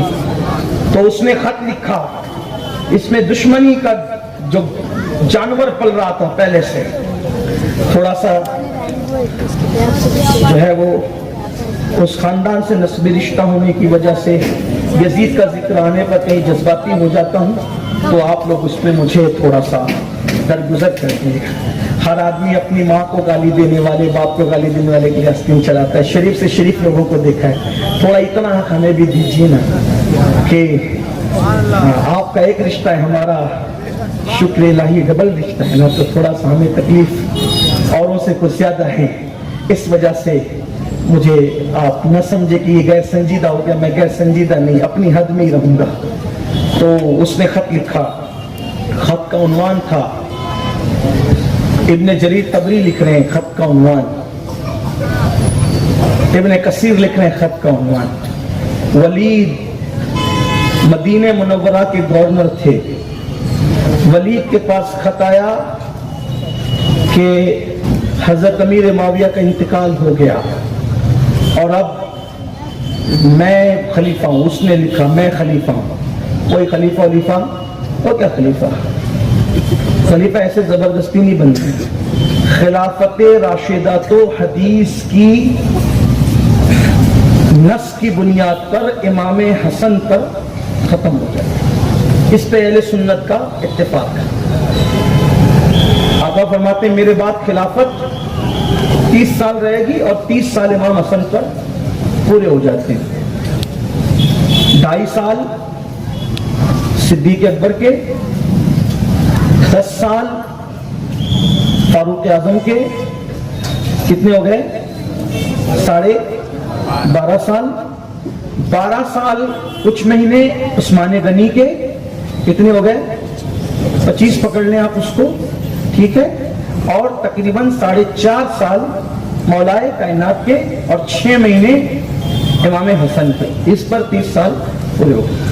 اور آخری خلیفہ راشد امام حسن، خلافت راشدہ ختم. اس کے بعد دور شروع ہوتا ہے ملوکیت کا. لیکن چونکہ ہم اہل سنت ہیں اس لیے ہم اتنا کہتے ہیں کہ جو پہلے بادشاہ ہوئے حضرت امیر معاویہ رضی اللہ تعالی عنہ، ہم ان کی حکومت اور ان کی خلافت اور ان کے کردار اور ان کی زندگی پر کوئی بات نہیں کرتے. ٹھیک، ہمیں ادب کا حکم ہے، خاموش رہنے کا حکم ہے، اور ہم ان پر کوئی بات نہیں کرتے صحابی رسول کی نسبت کی وجہ سے. اتنا آپ سمجھ لیں بس، اور ہمیں کرنا ہے. ٹھیک ہے، آپ کو اس کا خیال رکھنا، حضور کے ہر صحابی کا ادب کرنا ہے بس. لیکن یزید جب تخت پہ بیٹھا تو اس کا خط تھا کہ میری بیعت حسین ابن علی، عبد الرحمن ابن ابو بکر، عبداللہ بن زبیر، عبداللہ ابن عمر، ان لوگوں سے لو، اور اگر وہ بیعت نہ کریں تو انہیں قتل کرو. کیا کرو؟ انہیں قتل کر دو. ولید کے پاس اس وقت مروان موجود تھا. مروان کون؟ مروان وہ شخص جب اس کا باپ حکم رسول اللہ کی بارگاہ میں آیا تو آقا نے فرمایا اس پہ بھی لعنت، اور اس کی نسل کے اندر جو ہے نا کیڑے پل رہے ہیں ان پہ بھی لعنت. یہ اللہ کے رسول نے فرمایا. آپ کو حیرت ہونا چاہیے، جنہوں نے دندان شہید کیے ان پہ لعنت نہیں کی. غور کرنا، یہ آپ کے مطالعے کے لیے ہے، آپ کو غور کرنا. جنہوں نے رسول اللہ کے دندان شہید کی ان پہ لعنت نہیں کی. آخر یہ مروان کے خاندان میں تھا کیا؟ حضور لعنت کرے گا اس پہ بھی، حکم پر بھی. اور اس کے حکم کو تو شہر بدر کیا تھا حضور. مروان بھی نہ تھا، حکم جو باپ ہے مروان کا اس کو شہر بدر کیا تھا. اور جب یہ آتا تھا نا، یہ جو دشمنیاں بھی یوں ہی نہیں تھی، اس کے پیچھے کچھ تھا. جب یہ رسول اللہ کے پاس ایک بار آیا کہ میں حضور اجازت چاہتا ہوں، تو سرکار دروازہ بند تھا. حضور نے کہا علی وہ جو باہر کھڑا ہے نا اس کو دروازہ کھول، اور جیسے بکری کا کان پکڑ کے لاتے نا ایسے ذلیل کر کے لا اس کو. یہ تھے سب معاملہ. حضور غیب کا نبی ہے، دیکھ رہے تھے. جو قیامت تک کے حالات دیکھ رہا ہو وہ یہ سارے کرتوت ان کے نہ دیکھتے ہوں گے. مروان وہاں موجود تھا. یہ مہر چور، غلام چور، اور عثمان غنی رضی اللہ تعالیٰ عنہ کی شہادت کا اول درجے کا مجرم. اسی کی وجہ سے ساری چیزیں ہوئی. آپ ابن جریر کو اٹھا کر پڑھیں، حضرت امام سیوطی کو اٹھا کر پڑھیں. اب وہ وہاں موجود تھا. اس نے کہا بلاؤ سب کو. اچھا بات ولید سے اور یہ چمچگیری اس نے کرنی ہے، آگے آپ کو بات پتا چلے گی کہ یہ سارا گیم تھا کیا. تو اس نے کہا بلاؤ سب کو. ولید نے کہا، وہ نرم دل انسان تھے ولید نے کہا بلاتا ہوں، وہ اور بھیجا کہ جاؤ بلا کے لاؤ ان چاروں کو. اس وقت امام علی مقام پاک مسجد میں تھے. آپ کو یہ بھی سن کر کے حیرت ہوگی کہ امام حسین کا پورا وقت آرام کے علاوہ پورا وقت مسجد میں گزرتا. بلکہ اگر کوئی پوچھتا تھا نا حسین کو ہم نے دیکھا نہیں ہے، اگر مدینے جائیں تو پہچانیں گے کیسے؟ اور تصور کریں امام حسین کو ہم نے دیکھا نہیں ہے، اگر جائیں تو پہچانیں گے کیسے؟ بلکہ یہ بات کسی اور سے نہیں پوچھی گئی، یہ بات حضرت امیر معاویہ سے لوگوں نے پوچھی، شام سے آنے والے. ہم نے دیکھا نہیں حسین بن علی کو، اگر جائیں تو کیسے پہچانے کہ مدینے میں حسین کون ہے؟ تو انہوں نے جواب دیا جو بہت سب سے خوبصورت جوان ہوگا اور وہ سر جھکا کے بیٹھا ہوگا اور اس کے ارد گرد لوگ عقیدت سے بیٹھے ہوں گے، سمجھ جانا یہی حسین ہے. مدینے میں یہ عقیدتیں تھی، امام علی مقام کی عقیدتیں یہ تھی کہ جس کے ارد گرد جیسے چونٹیاں مٹھائی کو گھیرتی ہے، جیسے مکھیاں چھتے کو گھیرتی ہے، جیسے پروانے شمع کو گھیرتے ہیں، جیسے تتلیاں پھولوں کو گھیرتی ہے، اسی طریقے سے حسین ابن علی کو مدینے والے لوگ ایسے گھیرے رہتے تھے. کیوں؟ اس لیے کہ حسین پاک تھے اپنے نانا کے مشابہ. تو لوگوں کو یوں لگتا تھا حج کے بعد قبر رسول کی زیارت تو کریں گے، لیکن اگر رسول کی زیارت کا اور ان کے چہرے کے دیکھنے کی لذت حاصل کرنا ہو تو دیکھیں کسے؟ تو لوگ امام علی مقام کو دیکھنے کے لیے آتے، امام حسین کو دیکھنے. آپ کے پاس قاصد آیا، دوپہر کا وقت تھا، امام مسجد میں تھے بلکہ نانا کے روضہ طہر پہ بیٹھے ہوئے تھے، اور کیونکہ سب کچھ تو امام علی مقام کا وہی تھا. کہا کہ امیر بلاتے ہیں. یہ اتفاق سے یہ چاروں ایک ساتھ تھے. دوپہر میں تو اس ٹائم امیر تو کسی سے ملتا نہیں ہے، امیر ملتے نہیں کسی سے، اس ٹائم بلانا ایسا لگتا ہے کہ ہمارے جو حکومت اور سلطنت کے جو قاصدوں کا تم چلو ہم آتے ہیں. اب بات کی تو کہا کہ اب تو یزید کی بیعت کرنی پڑے گی، کیا کریں گے؟ عبداللہ بن زبیر نے وہیں سے کہا کہ چلو آتے ہیں، اور پھر وہاں سے نکلے اور سیدھا مدینہ شریف میں رکے نہیں، مکہ شریف روانہ. عبداللہ ابن عمر بڑی نیک طبیعت آدمی تھے، وہ گوشن نشین ہو گئے. اب رہی امام علی مقام کی بات، امام نے اپنے خاندان کے جوانوں کو جمع کیا. بنو ہاشم بڑا خاندان تھا، جمع کر کے فرمایا میں ولید سے بات کرنے جا رہا ہوں، اگر حالات ٹھیک ہے تو ٹھیک ہے، باہر بیٹھنا، ورنہ آواز اونچی ہو تو تم اندر آنا. اندر گئے، سلام کر کے بیٹھ گئے. انہوں نے بتایا کہ حضرت امیر معاویہ کا وصال ہو گیا ہے. تو آپ نے انا للہ پڑھی، مغفرت کی دعا کی، اور کہا کہ پھر کہا یزید بادشاہ بنا ہے، اس کی بیعت کریں. آپ نے کہا میں یزید کی بیعت کروں، یزید کی بیعت میں کروں، اور پھر وہ بھی ایسے چھپ چھپا کے، ایسے نہیں، باہر آؤ، اعلان کرو. جو سب کریں گے نا، ان تینوں کے نام لیے، ابن زبیر کے، ابن ابو بکر کے، ابن عمر کے رضی اللہ تعالیٰ عنہم اجمعین، ان کے نام لیے. کہا کہ یہ سب بات کریں گے تو آپ ہم بھی دیکھیں گے، ایسے چھپ کے میں بیعت نہیں کروں گا. اس نے کہا کہ ٹھیک ہے آپ جائیں. پھر تو مروان نے کہا ولید ان کو جانے مت دو، اگر یہ گئے تو دوبارہ تم ان پہ قابو نہیں پا سکو گے. یزید کا حکم ہے قتل کرنے کا، قتل کر دو. امام علی مقام نے کہا اب وہ فاتح خیبر کا بیٹا سیدہ فاطمہ الزہرا کا لال رخت جگر، مصطفیٰ جان رحمت کی زبان چوس کر بڑی ہونے والی شخصیت، فرمایا تو مجھے قتل کرے گا، تجھے تو ناک صاف کرنا نہیں آتی. امام نے فرمایا یہ ہنسنے کی بات نہیں، یہ ہنسنے کی بات نہیں. اور کہا کہ تم ناک سیدھے ہاتھ سے صاف کرتا ہے، تم مجھے قتل، یہ کریں گے قتل، تم دونوں قتل کرو گے. ولید نے کہا مروان تجھ پہ افسوس ہے، تو مجھے نواز رسول کو قتل کرنے کا مشورہ دیتا ہے. اگر پوری دنیا کی دولت ایک طرف رکھ دی جائے اور نواز رسول کو قتل کرنے کا کوئی مشورہ دے تو میں دولت کو لات ماروں گا، لیکن انہیں قتل نہیں کروں گا. تو سمجھ کیا رہا ہے؟ آپ سے کہا آپ تشریف لے جائیں، ٹھیک ہے بعد میں بات ہو. امام تشریف لے گئے. اور تشریف لے جانے کے بعد آپ کے چہرے پر اداسی چھائی. پوری زندگی شہادت کا ذکر سن سن کر بابا سے سنا, اماں سے سنا, بہن سے سنا, نانا سے سنا, بڑے بھائی سے سنا, خاندان میں بزرگوں سے سنا, حسین شہید ہوں گے, شہید ہوں گے. چہرہ کھلتا تھا, چہرہ کھلتا تھا. ایک اہم نقطے کی طرف آپ کی توجہ کروانا چاہیے, اسی پہ بات ختم کرتا ہوں. توجہ کرنا.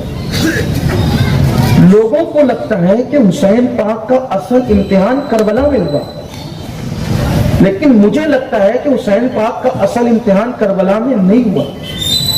حسین پاک کا سب سے بڑا امتحان مدینے میں ہوا, کیونکہ حسین کو علی اکبر چھوڑنا آسان تھا, قاسم چھوڑنا آسان تھا, علی اصغر چھوڑنا آسان تھا, لیکن نبی کا در چھوڑنا کوئی حسین سے پوچھا. 8 دن کا حاجی جو 8 دن کے لیے حج کو جاتا ہے, جب وہ بندہ مدینہ منورہ چھوڑتا ہے تو اس کی سانسیں اکھڑنے لگتی ہے. وہ سوچتا ہے کہ میری جان نکل جائے, میں یہاں سے جا کیوں رہا ہوں مدینے سے. علامہ حسن بریلوی کہتے ہیں کہ مر کے جیتے ہیں جو جاتے ہیں مدینے کو حسن, اور جی کے مرتے ہیں جو آتے ہیں مدینہ چھوڑ کر. آپ کا چہرہ اتر گیا, جس کا چہرہ کبھی نہ اترا آج ان کا چہرہ اترا. گھر والوں نے کہا, غازی عباس نے کہا, مولا تیری بلائیں دور ہو, آج آپ کا چہرہ افسردہ ہے. آپ نے کہا میرے غازی, میرے بابا کے غازی, میرے غازی, میرے بھیا, آج میں نے فیصلہ کیا ہے کہ اپنے مدینہ منورہ چھوڑ کر کہیں اور جانا ہے. حسین ہم مدینہ چھوڑ کے جائیں گے؟ کہا ہاں, ایسا ہو گیا. اگر مدینے میں رکتے ہیں تو ایمان کو خطرہ ہے, خطرہ ایمان کو ہے تو مدینہ چھوڑ دینا. جاؤ ان لوگوں سے کہہ دو کہ ہمیں یہاں سے چلے جانا ہے, مدینے چھوڑ کے جانا ہے. اب ذرا دل تھام کر چشم تصور سے وہ منظر کو دیکھ لی کہ جب حسین پاک مدینے سے جاتے ہیں, امام پاک نے بیبیوں سے کہا, ام اسحاق سے کہا, سیدہ شہر بانو سے کہا, امراء القیس کی جو شہزادی آپ کے نکاح میں تھی ان سے فرمایا, حضرت لیلہ سے, لیلہ, ام اسحاق, شہر بانو, ان سے فرمایا تم نے بھی ساتھ چلنا ہے. سیدہ زینب کے پاس کسی کو بھیجا, زینب سے کہو ہمارا ارادہ یہ ہے, وہ کیا چاہتی ہیں, اگر ان کے شوہر اجازت دے تو وہ بھی چلیں. اس طریقے سے کچھ لوگوں کی ایک مخصوص فہرست تھی جن کو لے کے جانا تھا. اب شام کا انتظار ہو رہا ہے اور اسی ادھڑ بن میں شام ہوتی ہے. مدینہ منورہ کا حسین و جمیل خوبصورت سورج, وہ جو رسول اللہ کی بارگاہ میں گویا کہ تحیت اور درود کے گجرے لے کر آیا تھا, وہ ادب اور احترام کے ساتھ اپنے چہرے کو سمت مغرب میں چھپا لیتا ہے. وہ تاریخ تھی 3 شعبان المعظم کی اور سن 60 ہجری کا سنہ تھا. 3 شعبان المعظم سن 60 ہجری کا سنہ. شام ہوئی, پھر اہل بیت کے گھروں میں صف ماتم بچھا, سب ایک دوسرے کو حیرت سے دیکھ رہے تھے. یعنی ایک انہونی بات, لوگ جاتے ہیں مدینہ شریف تو ان کے پاس ٹکٹ ہوتا ہے کہ ان کو مدینے سے واپس جانا ہے, مدینہ منورہ سے, لیکن یہاں تو پیدا بھی یہی ہوئے, پلے بھی یہی, بڑے بھی یہی, شادی بھی یہی ہوئی, بچے بھی یہی پیدا ہوئے, بچوں کو بھی یہی پرورش کیا. مدینے میں سب کچھ تھا, ماں کا مزار مدینے میں, بابا کی بڑی امانت امام حسن مدینے میں, رسول اللہ نانا جان مدینے میں, پورا خاندان مدینے میں ہے. مدینے والے مدنی کہلاتے ہیں, بلکہ مدینے کے بادشاہ ہیں, تاجدار ہیں, سب کچھ ہیں. اور آج حالات اور وقت کی ستم ظریفیاں دیکھیں. بس یہیں سے اب داستان کربلا شروع ہوتی ہے اور ہمیں ایک ایک قدم کی عبرت. سننے والے ہر سال سنتے ہیں, کچھ لیتے نہیں لیتے ایسے چلے جاتے ہیں, لیکن جو سنتے ہیں ایک ایک جملے میں ان کے لیے عبرت ہے. سوچو, غور کرو, توجہ دو. ہوش کے ناخن لو، سوچو جن کو اسی مدینے میں کندھوں پہ بٹھا کر صاحب معراج لے کر گھومتے تھے، آج وہ لوگ مدینہ چھوڑ رہے ہیں۔ جن کو انگلیاں پکڑ کر چلایا جاتا تھا، آج مدینہ منورہ کے لیے وہ لوگ اجنبی ہو چکے ہیں۔ ان کے گھروں میں کپڑے بن رہے ہیں، سامان بن رہا ہے، سواریاں تیار ہو رہی ہے، سب ایک دوسرے کو حیرت سے افسردگی سے دیکھتے ہیں، کہیں تو کیا، کون کس کو تسلی دے، سب تو ایک ہی غم میں مبتلا ہیں، کس کو سنبھالے، کس کو سہارا دے، کس کو سمجھائیں۔ پورے خاندان میں ایک ہی شہزاد ہے جو خود سنبھلتا بھی ہے، کسی کو سنبھالتا بھی ہے، کبھی اس کا گال پکڑے اسے تھپکیاں دے، کبھی اس کے سر پہ ہاتھ رکھے اسے تسلیاں دے، کبھی کسی کو کبھی کسی کو کبھی کسی کو۔ اسی شام نے پھر رات کا رخ لیا اور رات کی سیاہ چادر جب مدینہ منورہ پہ تن گئی۔ یہ تاریخ ہے، یہ تصنیفات ہیں، یہ خطابات ہیں، یہ ماہ محرم جو میرے بزرگوں نے صدیوں سے بیان کیا، یہ اس کا عطر مجموعہ محض چشم تصور سے اب میں بھی دیکھتا ہوں اور آپ بھی دیکھیں۔ جب ہم چشم تصور سے دیکھتے ہیں اور ہم آج سے گویا کے 1350 پونے 1400 سال پہلے 60 ہجری کے 3 شعبان المعظم کے سورج کے غروب ہونے کے بعد مدینہ منورہ کو دیکھتے ہیں، ایک حسین ابن علی جس کی عمر 56 سال کی ہے، کبھی شہزادوں کو سنبھالنا، کبھی بھتیجوں کو، کبھی بھائیوں کو، کبھی اس کو، کبھی اس کو، کبھی اس کو۔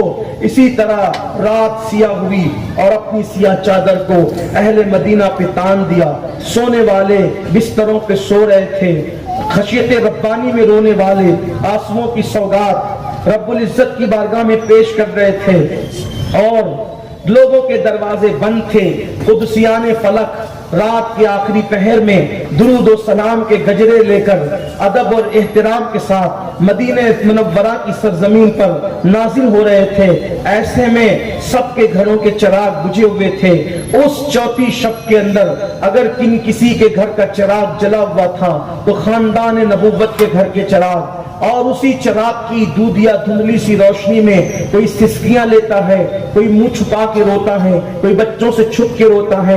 ایسے میں دروازہ کھلتا ہے اور ایک تنہا مسافر جس کی صورت رسول اللہ کی صورت کے مشابہ تھی، جس کا چلنا، جس کی سخاوت، جس کی ادائیں آمنہ کے لال کے مشابہ تھی، جس کا حال یہ تھا، اللہ اکبر، نام رسول اللہ نے رکھا، گھٹیاں حضور نے دی۔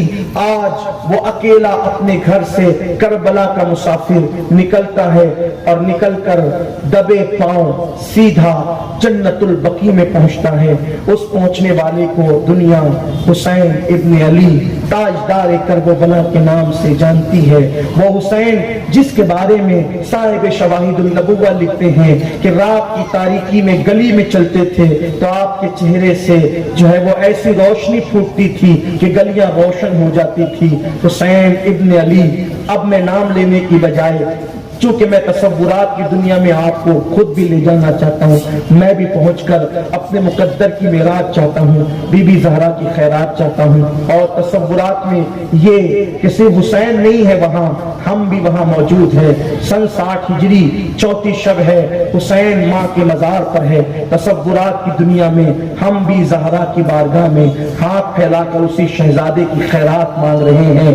آؤ در زہرا پر پھیلائے ہوئے دامن، نسلیں ہیں کریموں کی، لجپال گھرانہ ہے حسین دبے پیر، کربلا کا مسافر، بے کسی اور بے بسی کی ظاہری حالت میں ماں کے مزار پہ پہنچتا ہے، اور پہنچ کر اب حسین نے کس طرح سلام کیا، میرے پاس اس کے بارے میں نہ کوئی الفاظ ہے نہ کوئی انداز ہے، لیکن محض چشم تصور سے جب ہم دیکھتے ہیں تو پتہ چلتا ہے۔ حسین اس ماں کی مزار پر پہنچتے ہیں جس کا آنچل کبھی چاند و سورج نے نہیں دیکھا۔ حسین کی امی وہ تھی جس کے سر کے بال کے دوپٹے کو کبھی چاند و سورج نے نہیں دیکھا۔ حسین کی ماں اتنی پاک دامن تھی کہ حسین اعظم نے 7 سال کی عمر میں بھی اپنی ماں کے سر کے بالوں کو نہیں دیکھا۔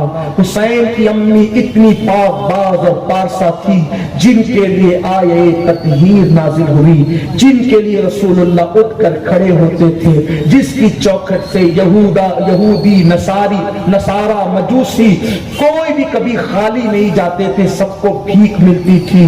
سب کو بھیک دینے والی فاطمہ کی در پر آج اس کا سب سے چہیتا لاڈلا روئے زمین پر دبے پیر خاموشی کے ساتھ لوگ ماں کی قبر پر جاتے ہیں تو گردن اٹھا کر جاتے ہیں کہ میری ماں ایسی تھی، لیکن آج کربلا کا مسافر اپنی ماں کی چوکھٹ پہ سر اٹھا کر اس لیے نہیں جا رہا تھا کہ کوئی پہچان کر کے مخبری نہ کر دے، خاموش دبے پیر مکمل بے کسی بے بسی مظلومیت کے ساتھ حسین ماں کی قبر پر جاتے ہیں۔ تصورات رہنمائی کر کے بس اتنا بتاتے ہیں، کرم یہ مجھ پہ کیا ہے میرے تصور میں کہ آج کھینچ لی تصویر یار آنکھوں میں، یہ دل تڑپ کے کہیں آنکھ میں نہ آ جائے کہ پھر رہا ہے کسی کا مزار آنکھوں میں۔ حسین بس تصورات اتنا خیال دیتے ہیں قبر انور سے حسین لپٹ گئے ہوں گے، اور گویا کہ تصور ہوگا ایک بیٹا اپنی ماں کے سینے سے لپٹا ہے اور ماں سے آخری مرتبہ لپٹ کر آخری سلام پیش کر کے دعاؤں کی گزارش کرتا ہے۔ کسی کی ماں ولیہ، کسی کی ماں عالمہ، کسی کی ماں نمازی، کسی کی ماں حاجیانی، حسین کی ماں بدعے مصطفیٰ جگر گوشے رسول۔ گویا کہ حسین نے کہا ہوگا امی جان آج تیرا نازو کا پالا جسے تو نے کربلا کے لیے دودھ پلا کر کے پالا تھا، نانا کے دین کی محافظت کے لیے پالا تھا، امی جان آج تیرا بیٹا تجھے آخری مرتبہ سلام کرنے کے لیے آیا ہے۔ ماں میں جا رہا ہوں، بظاہر تو میں یہ کہہ کے جا رہا ہوں کہ میری منزل مکہ ہے، لیکن ماں آسان بتاتے ہیں کہ اب تیرا بیٹا کربلا جاتا ہے۔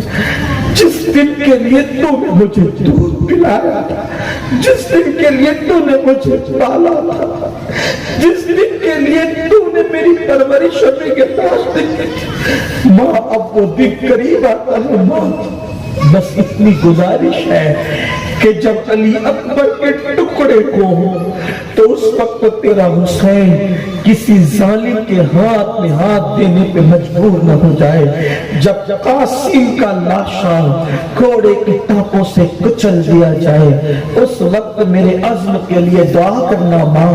جب میرا معصوم علی اصغر حلق تیر کھائے اس وقت میرے حوصلے کے لیے دعا کرنا ماں۔ تو نے مجھے پالا، میرا امتحان دیکھنے کربلا میں ضرور آنا تاکہ تمہاری نگاہوں کے سامنے امتحان ہو۔ مجھے نہیں پتا جملے کیا تھے، محض تصور کے اور گمان اور خیالات کی رہنمائی پر یہ بات کہہ کے آگے بڑھتا ہوں۔ مجھے نہیں معلوم کہ اس ماں نے اپنے بیٹے کو کس طریقے سے تسلی دی اور اپنے دوپٹے سے کیسے آنسو پوچھے، بس اتنا ہی تھا۔ پورے بقی میں سناٹا تھا، پورا بقی سناٹے میں تھا، ایک رندیائی بھی آواز اس بقی میں گونجتی تھی، اچھا ماں میرا آخری سلام اور الوداع قبول کرو اور مجھے اجازت دو۔ ایسا لگتا ہے بی بی زہرا کے مزار پر زلزلے کی کیفیت ہوئی ہوگی اور لرز گیا ہوگا مزار زہرا، کیونکہ کوئی ماں اپنے بیٹے کو کیسے مقتل کی طرف چلنے کی اجازت دیتی ہو۔ اللہ اکبر، ماں کی قبر سے لپٹ کر روتے ہیں، کبھی اٹھتے ہیں، کھڑے ہوتے ہیں، آگے بڑھتے ہیں، پھر پلٹتے ہیں۔ ایک بار حسین اور بوسے لے لے ماں کی قبر کو آخری مرتبہ، ایک بار اور الوداع کہہ لے، ایک بار اور سلام کہہ لے۔ کس طرح سے کبھی آتے ہیں، کبھی جاتے ہیں، کبھی آتے ہیں، اسی میں پھر دامن دل کھنچتا ہے۔ حسین صبح نہ ہو جائے، چلو مخبری کرنے والے مخبری نہ کر بیٹھے، بھائی کو سلام کیا اور پھر وہ کیفیت تو بیان سے باہر ہے۔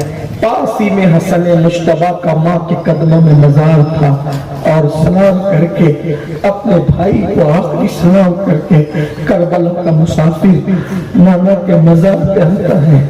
نانا کے مزار پہ آ کر کوئی لکھے تو کیا لکھے، کوئی کہے تو کیا کہے، بڑے سے بڑا پاپی بھی جب رسول اللہ کی چوکھٹ پہ جاتا ہے تو اس کے آنسو نکل پڑتے ہیں۔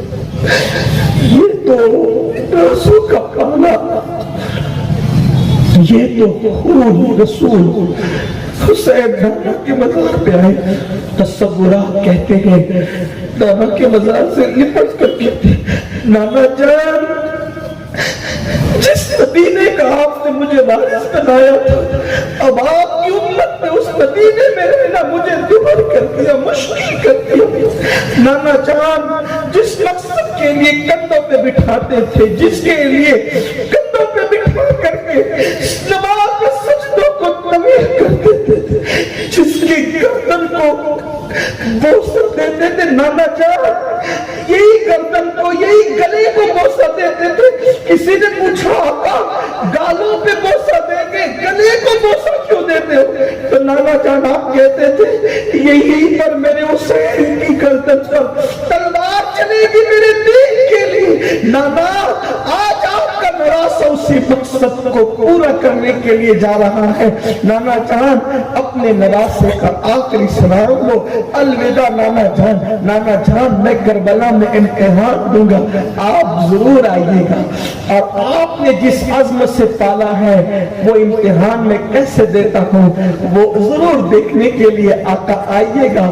پتہ نہیں کیا کیا کہا، کہوں تو کیا کہوں، رکھوں تو کیا رکھوں، بس اہل بیت کی وفا میں، تصورات کی دنیا میں یہی چند جملے، اور اس کے بعد حسین اٹھتے ہیں اور پھر نانا کی مزار کے قدموں کو بوسے دے کر جب پلٹتے ہیں تو دل کہتا ہے حسین ایک بار پھر شاپہ یوم النشور کو دیکھ لو۔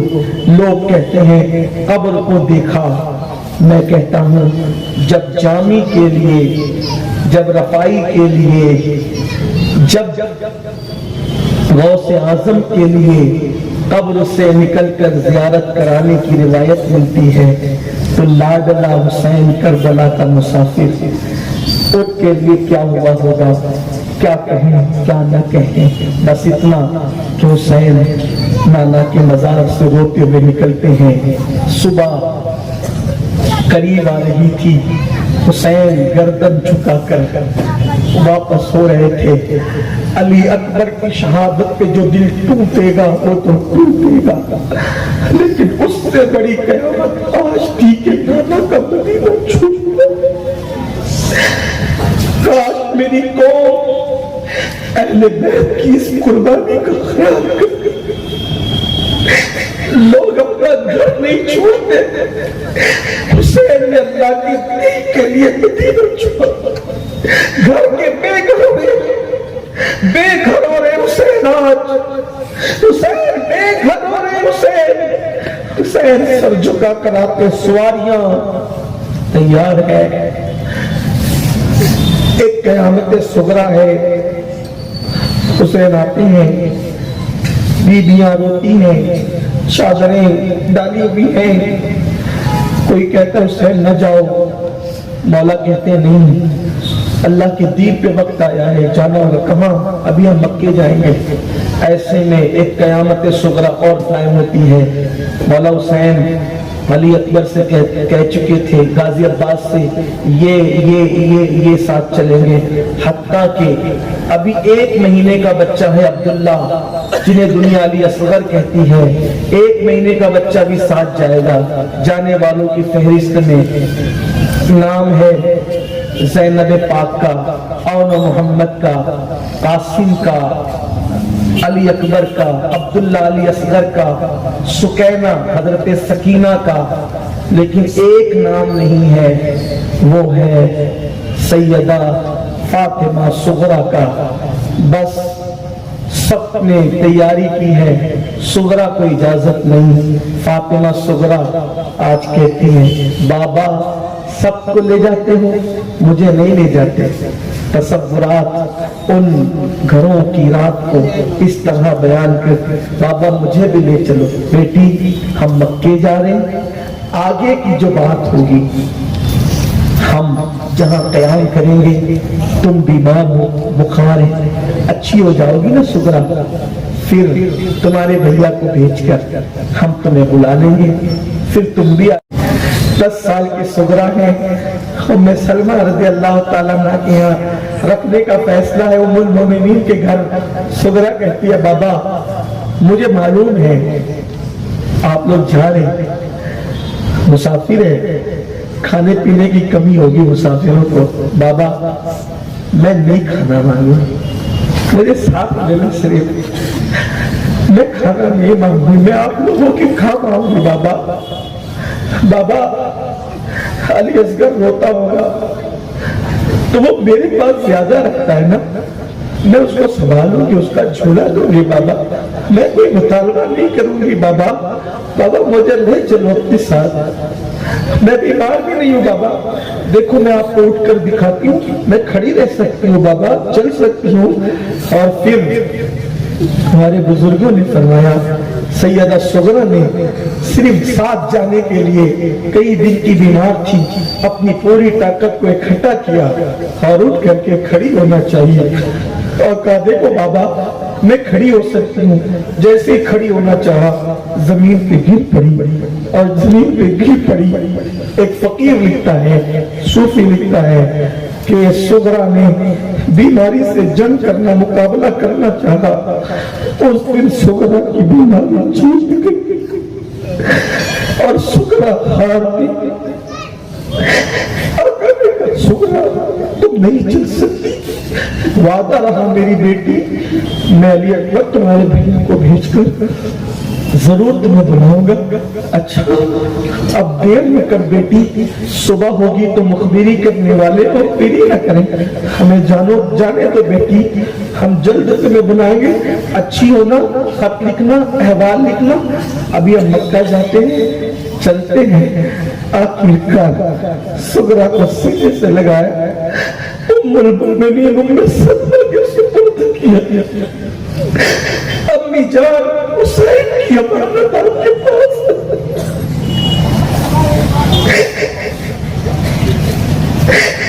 صغرا کو تو کہہ جا رہا ہوں کہ میں بلا لوں گا، لیکن میں بلا نہ سکوں۔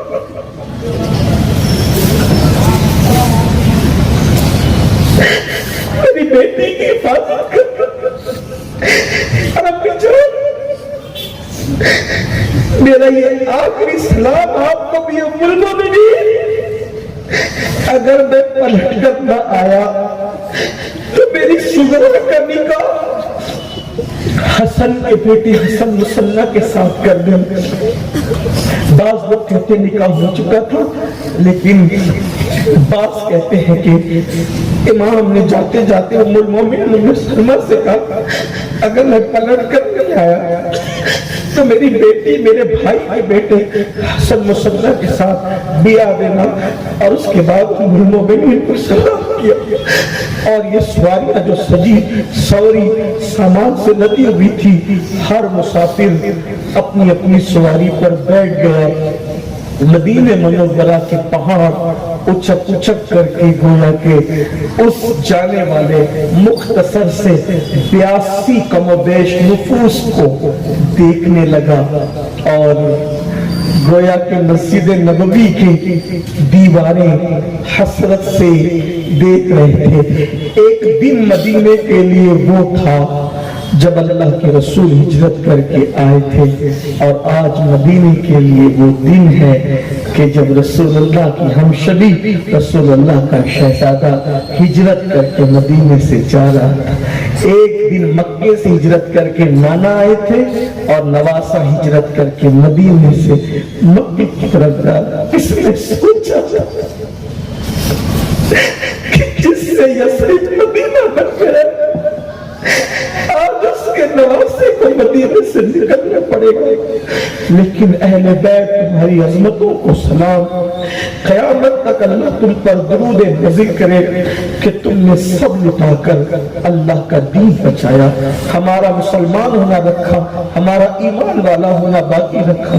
اللہ تمہیں جزائے خیر دے۔ اچک اچک کر مسجد نبوی کی دیواریں، مدینے کے پہاڑ اس قافلے کو دیکھ رہے تھے۔ ادھر صبح طلوع ہو رہی تھی، صبح صادق طلوع ہو رہی تھی، صبح تڑک رہی تھی، اور ادھر صبح کے ہلکی ہلکی دودیا روشنی میں گرد غبار اٹھتی ہے، اور وہ قافلہ ہمیشہ کے لیے اس غبار میں چھپ جاتا ہے۔ بس وہ کربلا کے مسافر پلٹ پلٹ کر روضہ رسول کو دیکھتے تھے۔ ایک وقت آیا کہ جب پلٹے ہوش ہو گئے کہ اب روضہ رسول نظر نہیں آتا تھا، اور ہمیشہ کے لیے مظلوموں کا قافلہ اللہ کے دین کو بچانے کے لیے مدینہ چھوڑ کر مدینے کی حرمت کو چار چاند لگانے کے لیے، عزت کو چار چاند لگانے کے لیے روانہ ہو گیا۔ وہ سن 60 ہجری کی 4 شعبان کی تاریخ تھی۔ یہی صبح صادق کے وقت 4 شعبان کو حسین پیدا ہوئے تھے 4 ہجری میں، اور یہی صبح صادق کو حسین 4 شعبان کو مدینہ منورہ سے کربلا کی طرف رخصت ہو گئے۔ آج کی گفتگو یہیں پہ ختم۔ کوئی غلطی، کوئی بے ادبی، کوئی خلاف اہل سنت میری زبان سے کوئی جملہ نکل گیا ہو، اللہ مجھے معاف کرے۔ نماز پڑھنے کی کوشش کریں تاکہ بیان ہم لوگ وقت پر سن سکیں۔ اور ابھی عشاء کی نماز مسجد خانقاہ امدادیہ میں آپ لوگ نماز جن کی رہے گی وہ ادا کریں۔ جن حضرات نے آج کے پروگرام میں تعاون کیا، حصہ لیا ہے، اللہ پاک سب کو امام علی مقام کی